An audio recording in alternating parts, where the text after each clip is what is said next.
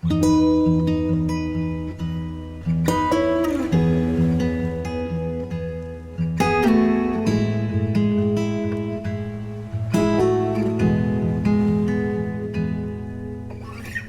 we're taking a closer look at what has to be my favorite Olto-8 so far, the Chrono Gate. If you follow my channel, you know I featured quite a few Olto-8 models. They're a niche brand that gives us regular people an affordable way of getting a taste of those six-figure hyperwatches with conversation starter complications that make even a non-watch person appreciate the incredible engineering making them possible. Another brand I often feature that is also specialized in these types of watches is Alto, and I always view Olto-8 like a more wear-friendly and toned-down variant of Alto. Alto turns things to 11 with wild shapes on the outside as well, sometimes resulting in a watch that is very hard to wear every day. While Olto-8 makes the same or similar complication, but places it in a more traditionally sized and shaped case, making it a great daily watch that will fit every wrist and slide under every cuff. This model, however, does things a bit different. This is a complication version of stealth wealth, or hidden flex if you like. The complication is there, and it is amazing, but almost completely hidden, and one wouldn't notice it unless paying close attention. So it isn't a conversation starter, but is definitely worth a conversation, if you catch my drift. This makes it the best and quite frankly only affordable hyperwatch I would actually wear every day. The complication is not there just for complication's sake, as it doesn't draw attention like the other models, but it actually serves a purpose, as it creates a 24-hour watch while keeping the ease of time reading we're used to on a regular 12-hour watch.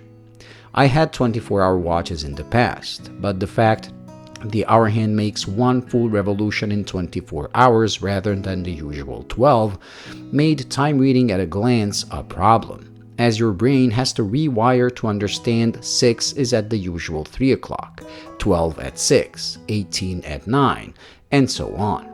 You actually have to read the time instead of just glancing it, so I would always end up selling the watch as it kinda annoyed me despite being cool.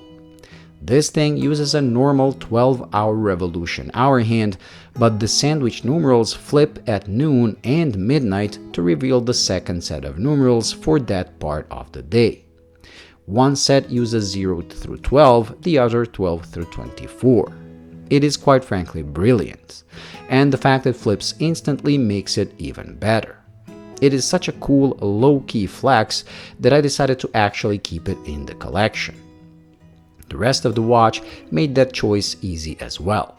It is again a case of taking something that appears simple, classical, and dull, and tweaking the details to reveal complexity when you take a second look.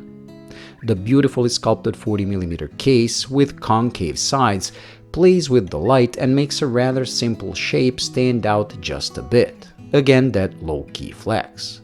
The dial and hands as well, using a combination of a brushed finish on the outer part and kilosh pattern in the middle. It is as classical as it can be, but then the sandwich the discs with numerals make it stand out.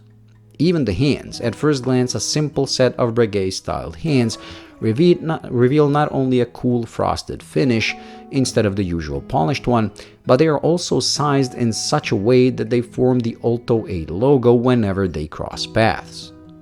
The key that makes the switch is exposed at 12, and that is the only thing I would change. It is cool and I'm okay with it, but I can't stop thinking of how the watch would be an even cooler low-key flex if they offered a completely standard dial without the cutout as an option. But that's just me being me, having a need to nag about at least something. Thank you for watching. I hope you enjoyed and found it useful. If you did, please like and subscribe, and until the next video, bye.